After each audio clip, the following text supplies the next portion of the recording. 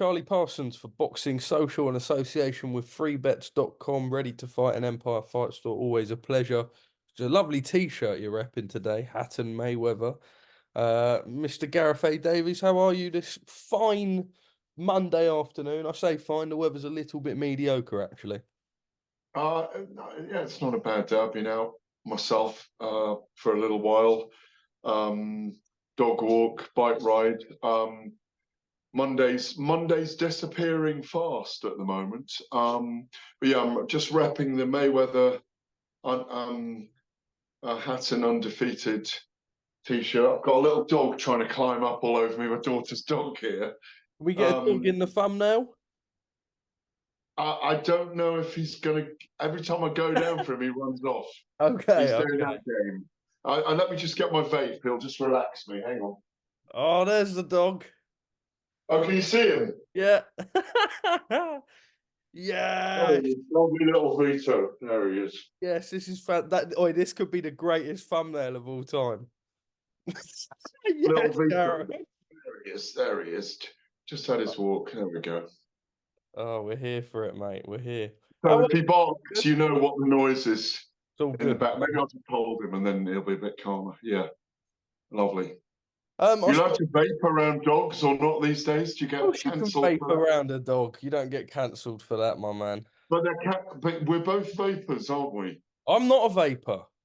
But the thing is, aren't they cancelling vapes? They are. I don't know actually. I hope they are, mate. I'll be honest. I'm pretty anti-vape. Oh, are you? Okay, I didn't realise that. Yeah, no, I mean not enough to sort of cause up a big fuss, but yeah, I don't know. The insides of them, bit grim. I think rather stick to a cigarette, no? Well, I don't know about that, but well, my old tick has been better on the vapes and on the than on the cigarettes. But I think I might stockpile a few hundred and just wean myself off them if they're going to get rid of them. Because if they are got rid of it, it's because a lot of young people are smoking them, I think. That is the problem. But that was the latest I heard anyway, that Rishi Sunak's ruling them out. Our Prime Minister is ruling them out. Well, maybe so. Right, let's... How far did you go today? I did 10 kilometres today. Little 10K. What's that? Nothing. Oh, I think I know what you said, you cheeky fucker. Right, let's go into it. Reflection on the weekend. I suppose the big talking point, Jaime Munguia, quite a destructive performance over John Ryder. What was it, Gareth? He looked quite big in there actually at 168. Jaime did. We know that was only his second fight up there. Last time out against Devin looked definitely much better on that. John Ryder, we know, that fight against Canelo would have taken something out of him. What did you make of it all? Well, I thought Munguia was very, very impressive, as was the valiance of John Ryder. I mean, I think you've got to give props to Munguia for the performance. He steps forward hard. He's an aggressive fighter. He's always been that. He's got that unbeaten 43 fight record now, or it might be 44 now, but he's definitely up there. And in my view, he's ripe for a fight. 'Cause weirdly, he's gone not under the radar, but but it's because he's got wins over Gabe Rosado, Liam Smith in the past. I had my fight of the year was for William Hill last year was Devrenchenko and him.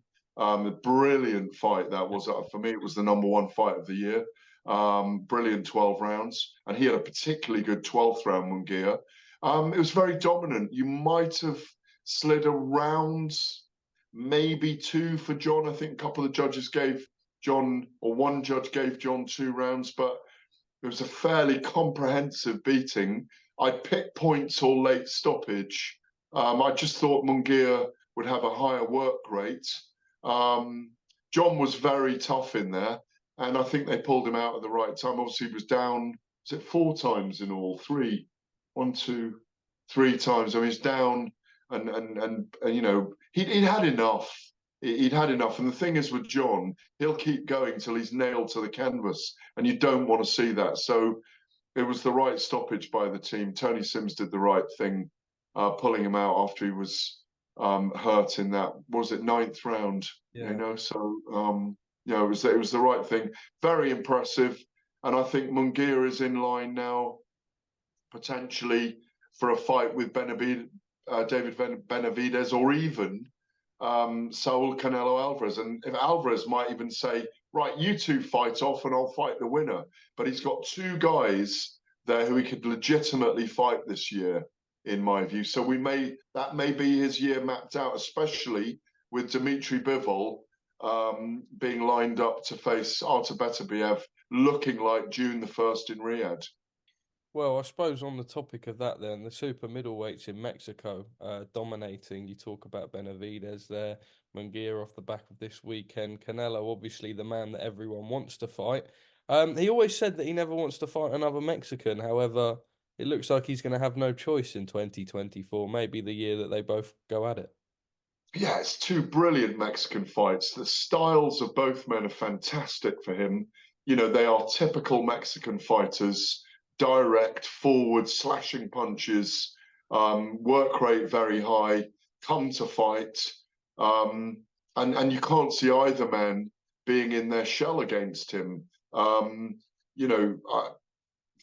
three fights, Canelo Benavidez, Canelo Munguia, Munguia Benavidez, all brilliant fights. And I reckon we'll see them probably in the next couple of years. On John Ryder, then, do we expect him to call this a day? We know in the build-up he said if he doesn't beat Jaime Munguia, then he's not really sure where he goes from there. What a valiant performance, like you mentioned, but also what a tremendous career. He really has been around and fought absolutely everyone. That was only the second time he was stopped. The first time a long, long time ago against Nick Blackwell. He's been in with the best. He's never ducked a fight. Proper throwback fighter, really. Never been one to do the media and everything. Just likes getting in the ring and having it out, and a brilliant servant to British boxing. Yeah, great Islington guy, Arsenal fan. Like you say, servant to British boxing and world boxing. Brilliant performance against Callum Smith that many people had him winning narrowly that night up in Liverpool. I think, the 12 rounds against Canelo showed he, like you say, balls of steel, great cojones. The move up to super middleweight was right for him.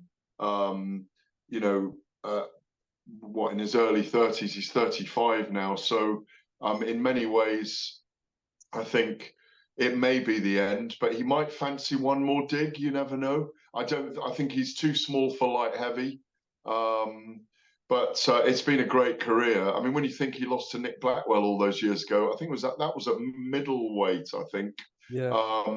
It would have been. So, a really brilliant end to his career. And I've always talked to John about this, that he because he's a very thick set man, he's not the tallest super middleweight in the world, but he's very thick set. So he's always more comfortable once he could put on that extra 8 pounds for 168. And I think his career shone particularly at super middle. Well, Conor Benn, the other person from that stable who fights this week out in Las Vegas, a return against Peter Dobson. Now, the opponent had a little bit of criticism, but they came back and sort of said, look, we're just trying to keep him as active as possible. We know that they were trying to line up Eubank for this weekend at the Tottenham Hotspur Stadium. Obviously wasn't to be. We know that he had his return fight against Orzoko back in back end of September. Now they're hoping to get him out, providing no injuries, again in April with a quick turnaround. Just going into it, I think UK prime time, and along with that, I think we've got Buatsi-Azeez this weekend. Yeah, I mean, on Conor Benn first, and Johnny Fisher obviously making his American debut on that card. Looking forward to seeing Johnny in action. He's made the most of Vegas, training with Ismael Salas. Big John's been back and forth by the look of it. They've got that deal with the Plaza in the Old Town. Yeah. They're Old Town guys. They're old school guys. So it fits perfectly. Like you say, smart move by the promotion to have Conor Benn in the afternoon so that he can get maximum exposure. Obviously, it's a DAZN event, isn't it? So people will be able to watch it on the move or wherever they are. Look, I mean, the hearing is still hovering above them. You know, the appeal hearing from the boxing board and UCAD. We thought that might have had its completion and conclusion by now, but obviously it hasn't, which kind of muddies the waters slightly. But I expect him to put in an aggressive performance against Dobson and look impressive. I think he's given some very good interviews that I've seen while he's been over there. There's a calmness that's returned to him, which is very good.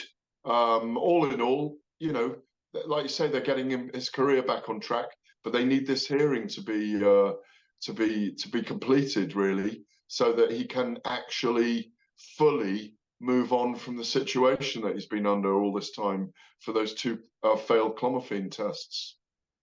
Well, Gareth, obviously the other fight this weekend, Buatsi-Azeez. Now, first time it was scheduled, obviously had to be rescheduled, and the first time it was all very civil and nice between the two of them. But that certainly changed a little bit. Buatsi not convinced with the injury first time round, and they've been going at it a little bit of needle. It's a great, great domestic fight up at light heavyweight in a truly fantastic division. Dan Azeez, what a fantastic couple of years he's had, a real throwback fighter will get in the mix with anyone. And Josh Buatsi probably fairly disappointing really for him. Just not had the fights that he probably could have. We know a great amateur pedigree, but this could be the one to get the ball rolling again. Yeah, it's been a slow burn, but there's an attitude now that it is time for him to move on and up. This is a litmus test in lots of ways for where he is and where he stands, and you know, has he improved? Is he ready for the big time? You know, we've seen Anthony Yard obviously have a fight with Beterbiev and Kovalev.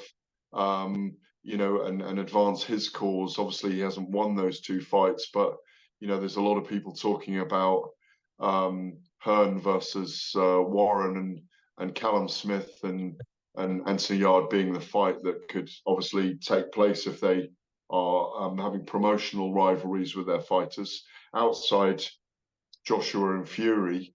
That's probably the biggest draw out there at the moment. If you put Warren and Hearn in opposition, it's a really good fight, as you say. Dan Azeez, very improved, arguably one of the most improved British fighters in the last couple of years. He's going to have to be on his mettle. I like the enmity that's arisen over the last few months. Spoken to Dan about the injury. He's very upset that people thought it was a faked injury. We want both guys fully fit for this fight. It's a really good fight. I think it's a 60-40 for me in favour of Buatsi. I see him winning it on points. I see it is a terrific matchup, but don't write Dan Azeez off.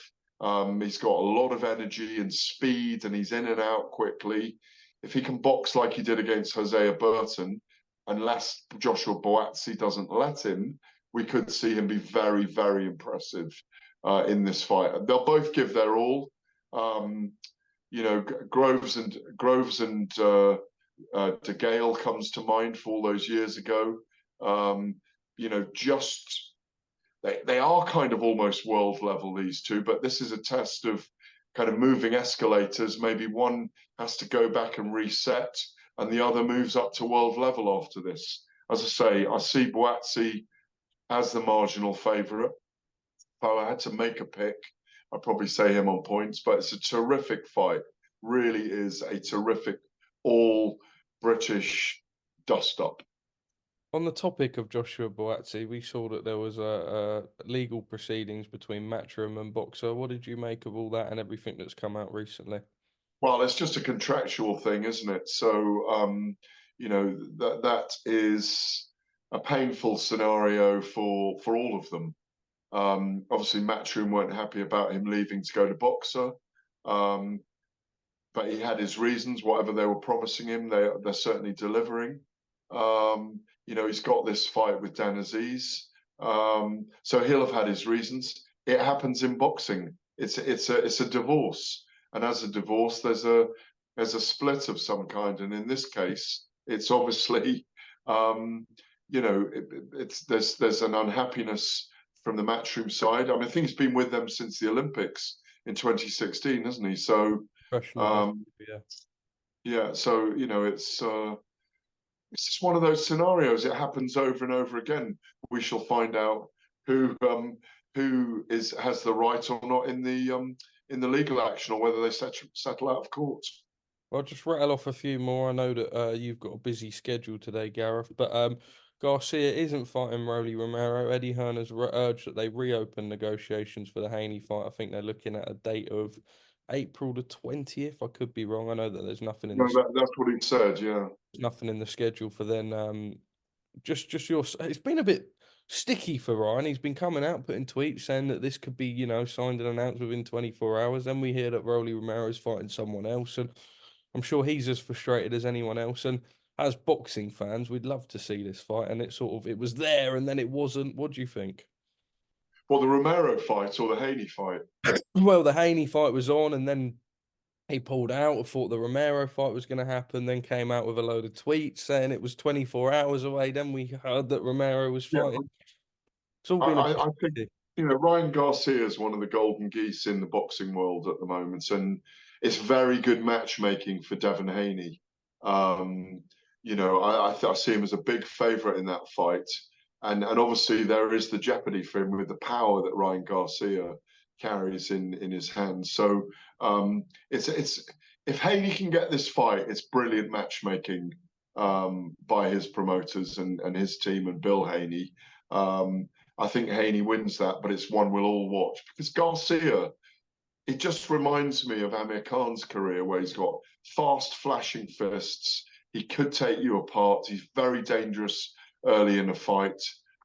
He's not going to have to do a particular weight cut for this. Probably going to have to be, what is it going to be at 140, I imagine. Yeah. And seeing Haney out in Riyadh in December, he looks very big and very powerful, and he did look exactly that against Regis Prograis in his last outing. So I think it's a great fight. I hope they get it over the line. It's one I'd love to be at. Eddie and Oscar had I don't want to say strange week between them, but we know on the press conference stage, Eddie said he wanted to do a 5v5 with Golden Boy, and there was like no reaction from Oscar at all, didn't even sort of like nod his head to agree.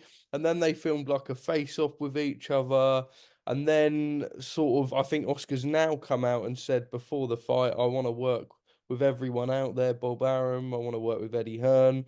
But where's Al Heyman? Al, come out from hiding, please. We need this from Oscar, don't we? We need him to sort of get himself involved and be willing to cooperate with everyone in, whether it be Riyadh, whether it be over in Vegas. We just want to see everyone working together. Well, we've got a new paradigm, in boxing with these moves with Warren and Hearn going and having an event with their fighters against each other. Yes, it is a time to strike now while the iron's hot and get all the promoters going up against each other. It'd be great if Oscar De La Hoya's involved as well, and Bob Arum and Al Heyman. It's only good for boxing, Charlie. Let's make hay while the sun shines with all this. While there's people willing and wanting to do this, yes, I do think we need him involved. Like you say, maybe he was mulling it over at the time. What His Excellency Turki Al Sheikh said. We'll miss you, Oscar, if you don't get involved in this mix. Whether that mix be directly in Riyadh or whether it be because the thing is, De La Hoya's got no heavyweights, yeah. So in a way, he hasn't been fully integrated into that whole heavyweight movement that we've seen, in the last 4 or 5 months. So I think it's great because he's got a great stable. We were talking about Munguia earlier. Obviously delighted with that victory, but I think things are moving. And yes, of course, you're absolutely right. We need all the promoters working together. While they're fractured and apart and working only with their broadcasters and with occasional fighters from other teams, it does slow up boxing. And those are the issues we've got in the sport. So the issues are being ironed out at the moment, and it's only good for boxing. I feel like I'm saying that a lot at the moment. There's a lot of good things going on in the sport at the moment. Well, Gareth, just lastly from me, we saw some reports circulating that Gervonta Tank Davis' next fight could be in the UK, but no one knows if there's actually any substance to this. Everyone seems to sort of be like, has this article just been written? Like, have you heard anything? Are you able to tell us any more? It was a bit of like a bit of a head turner. We were all quite surprised to see that reported the other day. Annoyingly, I was due to speak to his coaching team on a podcast, but it hasn't happened yet. And obviously, I would have got to the bottom of that with them. It wouldn't surprise me. He's fought here before, of course, against one of the Walsh brothers. Yeah, he was a lot younger fighter then. Obviously, Floyd Mayweather was in the masterful shadow of Floyd Mayweather at the time. Wouldn't surprise me if he fought here. He's got a lot of fans. He's very, very popular, but it's who he's going to fight. Who's he coming in? Yeah. I mean, there isn't an obvious opponent right now, in my view. And what are we looking at? Are we looking at lightweight? Are we looking at 140? You know, listen, if Josh Taylor was still at 140, that would be a good fight. If Jack Catterall wanted to fight him, I'd watch that, wouldn't you? That would be a great fight. I'm trying to think of others that might line up with him right now, but I think, around the 140 or lightweight, who is there? Who is there to face him? So could he be fighting Conor Benn at welterweight? Who knows? But look, any time that Gervonta Davis and his team want to fight here, if they find an opponent, I think he's a big enough name to get British boxing fans there. Maybe not, maybe like a Wembley Arena, maybe a Wembley Arena event with 10,000. But I don't know. I think it's just hearsay at the moment. All right, Gareth. Well, thank you ever so much. 20 minutes banked. Always lovely to speak to you, mate. Just a final thought for the week. Obviously, a good domestic fight and Conor Benn returns. Absolutely. Final thought for the week is I'm looking forward to dropping this little mutt back because I've forgotten how much dogs need your constant attention and how they always bark whenever you do an interview. There we go. Look. There we go. Man like Gareth A Davies, as always, thank you for speaking to us at Boxing. Cheers, Charlie. Pleasure.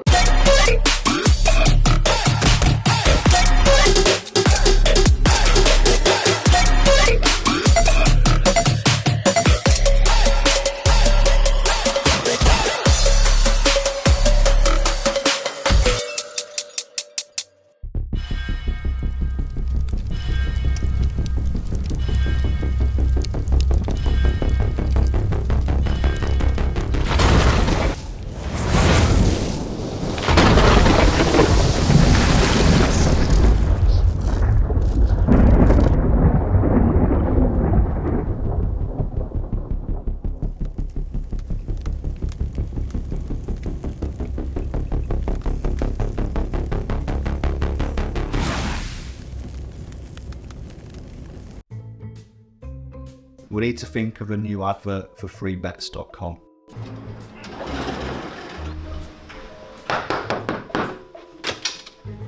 Get your best betting offers from freebets.com. Yeah, that'll do. The following deals are now live.